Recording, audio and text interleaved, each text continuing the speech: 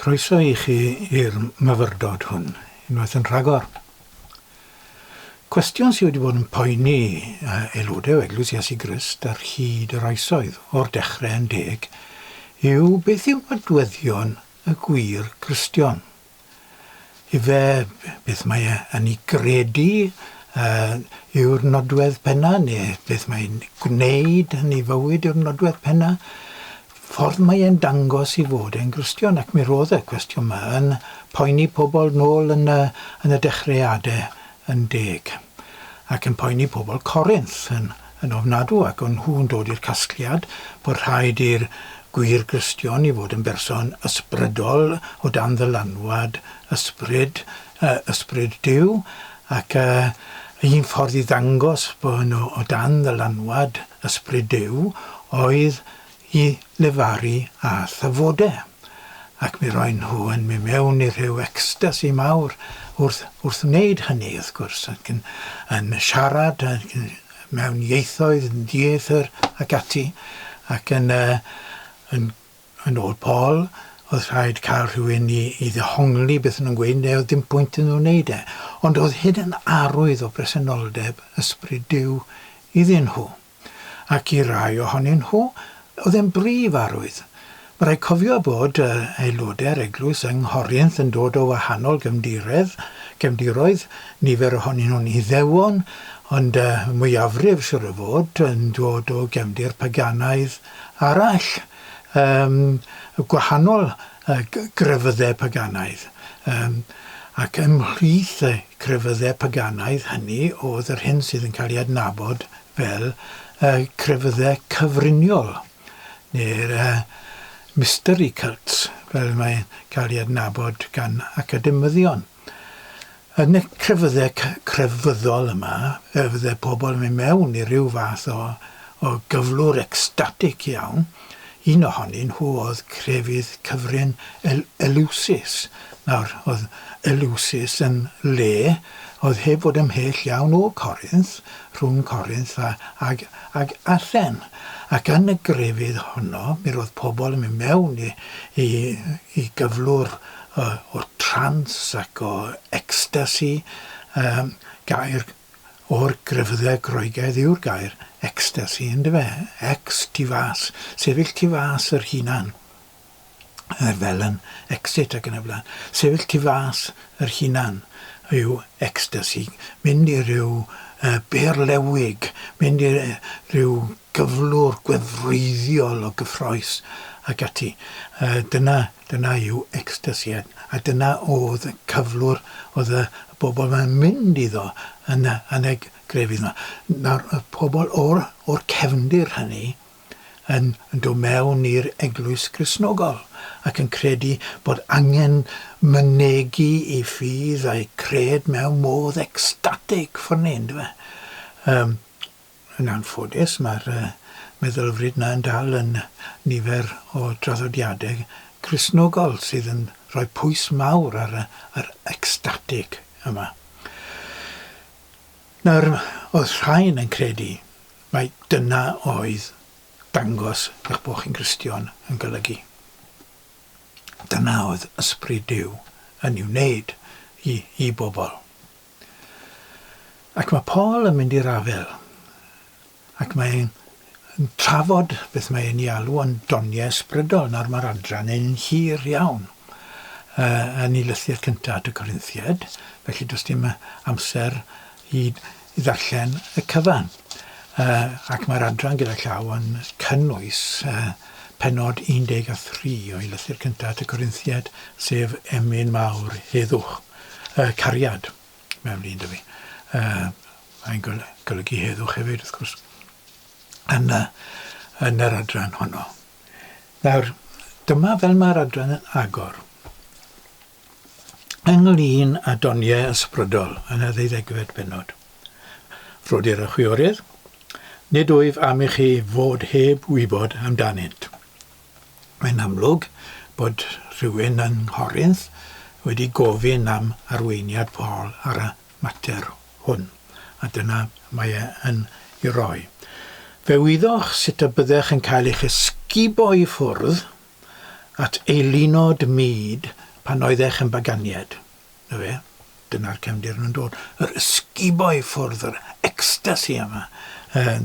Pan gyda eilunod myd, byddai'r ogof yn elusus lle oedd yr hyn oedd yn cael ei gyflawni gan y cyfrin grefydd yma yn llawn eilunod ac yn y tywyllwch a ffaglen cynnu o dan dylanwad, cyffuriau ac alcohol, fe fyddai'r bobl, yr arddelwyr yn mynd lawr mewn i'r twneli yma, yr eilunod yma, ac fe fyddai rhyw bethau rhyfeddol yn digwydd ac ecstatic yn digwydd iddyn nhw.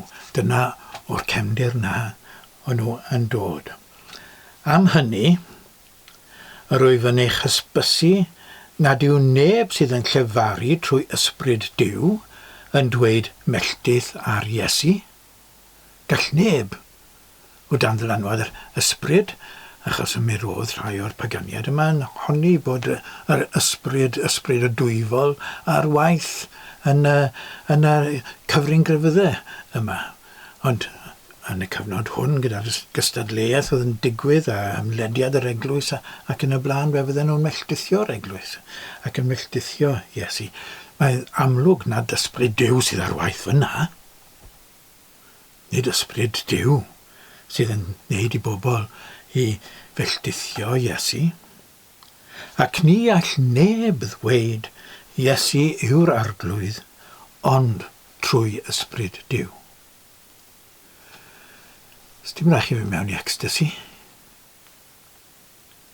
Cyffes. Iesu yw'r arglwydd. Cydnabod arglwyddiaeth Iesu. Iesu yw'r bos. Iesu yw'r milltir.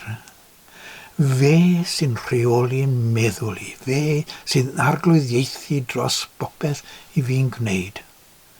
A ffordd i fi'n gweld popeth. Dyna sy'n gwneud fi'n Gristion.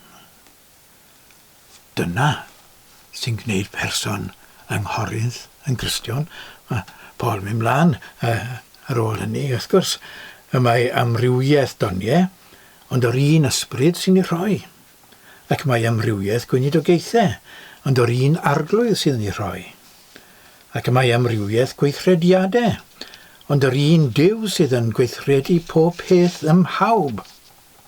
Rhoddir amlygiad yr ysbryd i bob un lles pawb, oherwydd fe roddir i un trwy'r ysbryd lefaru doethineb, un arall lefaru gwybodaeth, yn ôl yr un ysbryd, un arall rhoddir ffydd trwy'r un ysbryd, un arall ddoniau iachau yn yr un ysbryd, un arall gyflawni gwirthiau, un arall broffwydo, un arall wahaniaethu rhwng ysbrydoedd, un arall lefaru a thafodau, un arall i ddehongli tafodau.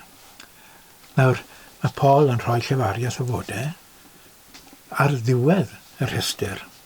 Yr hyn oedd nifer o bobl yn Corinth yn rhoi yn flaenaf. A'r unig beth mae Paul yn rhoi ar y diwedd. Nawr, pwysigrwydd yr hyn mae Paul yn ei ddweud, wrth gwrs, yw ein bod ni yn Gristion os ydyn ni'n cyffesu Iesu'n arglwydd. Hwna yw'r Gristion. Oedd cwmpa mas yn digwydd yma yn Llandysul ar ôl cyfnod William Evans. William Evans wedi mynd i Gaerfyrddin, wedi agor coleg, ni'n nabod fel Coleg y Presby yng Nghaerfyrddin, a buodd farw yno. I olynydd yma yn Llandysul, yn Pantycreiddin a Pencader, oedd gŵr o'r enw James Lewis. A dde wedi bod yn yr academi yn ystod wellter gyda William Evans yn ôl fel ni'n gallu casglu, ac yn gyfeillgar iawn ag e. Ac mi roedd e yn aelod ym Mhantycreiddin, yma yn Llandysul, yn Eglwys Llandysul, ac fe un o dinas Cerdyn oedd e, lan yn ardal Tregroes. efo'r ymhell o Landysul yma. Nawr, mi roedd James Lewis yn berson hynod iawn o ddysgedig. Oedd e'n berson hynod iawn o gadarn I argyhoeddiadau. Ac yn ystod I weinidogaeth yma, fe ddaeth split yn yr eglwys. A dyma un o wendidau mawr annibyniaeth ac anghydffurfiaeth ar hyd yr oesoedd ac yn arbennig yn y cyfnod cynnar hwnnw. Mi roedd, os o'ch chi'n anghytuno gyda'r gweinidog, o'ch chi'n mynd off a sefydlu eglwys arall ac yn y blaen. Ac mae lot o hynny wedi digwydd hyd yn ddiweddar yma yng Nghymru ac yn dal I ddigwydd ymhlith rhai o'r sectau sydd yn ehangu yma yn wahanol rannau o Gymru. Y pwys mawr ar un ffordd o weld pethau. Oedd dim unrhyw amrywiaeth I fod. A dyna fel oedd meddwl James Lewis yn gweithio. Ac mi roedd yn uchel Calvin. Nawr Calfiniaeth oedd y ffordd o ddehongli'r ysgrythurau oedd mewn bri yn y cyfnod hwnnw. Ac mi roedd Calfiniaeth yn osodedig I bobl oedd yn anghydffurfwyr fel petai. Ac mi roedd y bobl yma yn gallu ymddangos yn hynod o galon galed yn y ffordd o'n nhw'n dehongli'r ysgrythurau. Ac mi roedd yna 5 pwnc Calvin oedd yn cael I bwysleisio. A wrth y 5 pwnc hwn yn ni'n adnabod Calfiniaeth, a'r 5 pwnc yma bydde James Lewis yn defnyddio fel sail i'w pregethu ac i'w ddysgeidiaeth yma yn Eglwys Llandysul, wrth gwrs. Mi roedd William Evans yn Galfinydd hefyd, ond oedd ddim yn Galfinydd mor chwyrn ac oedd James Lewis. Nawr, beth oedd 5 pwnc Calvin? Wel, maen nhw wedi cael ei gosod mas, rhywbeth tebyg I hyn. Trefnodd Duw cyn sylfaenu'r byd pwy sy'n mynd I gael ei achub. Trefnodd y ffordd oedd y person yn mynd I gael ei achub, a'r gweithredoedd oedd y person hwnnw yn mynd I wneud, I gyflawni.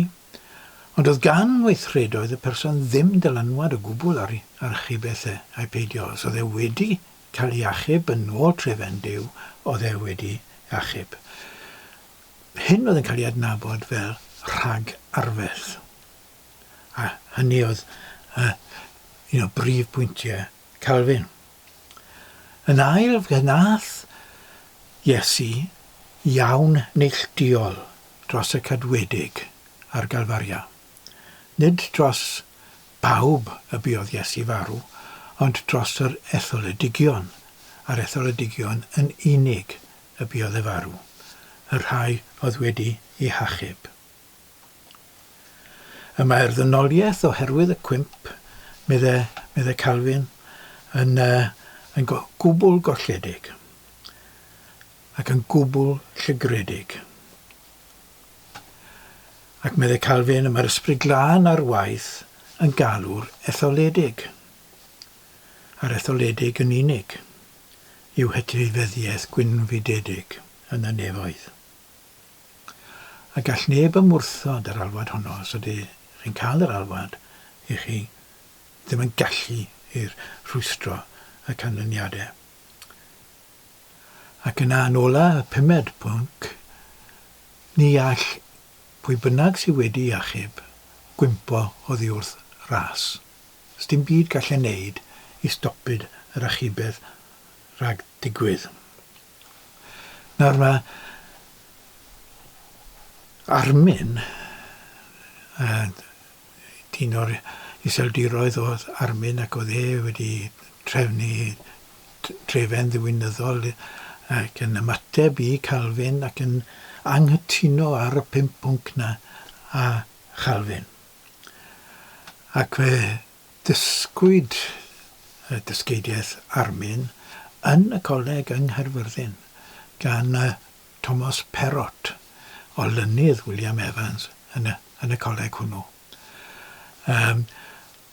Does dim sicrwydd bod Thomas Perrott ei hunan yn arminiad, ond mi roedd na yn caniatáu i'r ysgeidiaeth honno i gael ei chyflwyno i'r myfyrwyr, ac fe ddaeth nifer o'i fyfyrwyr yn yr hyn ni'n nabod fel arminiad. Nawr, yr hyn oedd Armin yn dysgu, a'i cymharu a beth oedd Calvin yn dysgu, dyw cyflwr unrhyw unigolyn ddim wedi cael ei ragarfeithi. Mae achubeth yn dibynnu ar ffydd, ac ar ffydd y person sy'n cael ei achub, neu'r person sydd ddim yn cael ei achub, neu diffyg ffydd y person sydd ddim yn cael ei achub. Y mae colledigaeth yn ganlyniad i anghrediniaeth. Dyna yma Armin mewn cymhariaeth ar hyn oedd Calvin yn ei ddweud. Ac meddai Armin yr ail bwnc, buodd Crist farw dros bawb. Wnaeth iawn gyffredinol, nid iawn neilltuol fel oedd Calvin yn gweud, ond iawn gyffredinol dros bechoder holl fyd. Ac roedd iachadwriaeth pob dyn yn bosib, pob person yn bosib, nad yn effeithiol i neb heb ffydd. Os oedd cyfle i bawb i ddod i ffydd, i gredu, i fod yn ddisgybl i Iesu, ac cyfle i bawb i gael ei achub. Ac meddai Armin, dyw'r ddynoliaeth ddim yn gyfan gwbl llygredig, bod tuedd at y drwg yn y natur ddynol, mae'r ewyllus yn rhydd. Mae pob person yn gyfrifol, meddai fe, am ei dynged ei hunan. Y pwnc nesaf, bedwerydd pwnc yn ôl Armin, mae'r ysbryd glân ar waith yn galw'n gyffredinol. Ac fe all person ymwrthod ar alwad. A dyna sydd yn digwydd, meddai Armin, i gymaint o bobl. Ac yn olaf, y 5 pwnc, mae modd cwmpo oddi wrth ras. Meddai Calvin bod dim modd, so chi'n gadwedig dros byth. As dim modd ta beth i chi'n neud i'r gadwedigaeth na i gael ei dileu.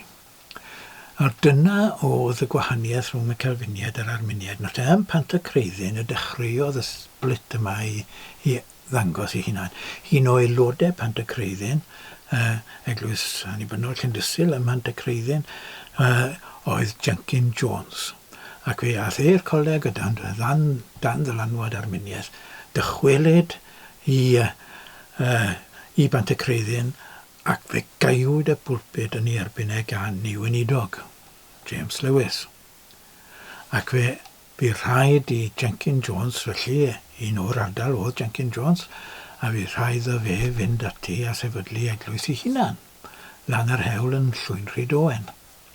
Ac yn y fan honno, y sefydlwyd yr eglwys Arminaidd gyntaf yng Nghymru. Nid undodaidd, fe ddaeth i'n undodaidd nes ymlaen. Nid undodwr oedd Jenkin Jones.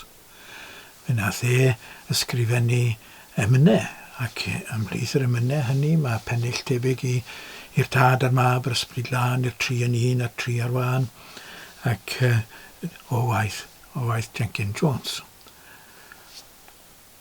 Bu tipyn o densiwn, bu tipyn o gwmpa mas, ac yn anffodus, peth anffodus oedd hynny.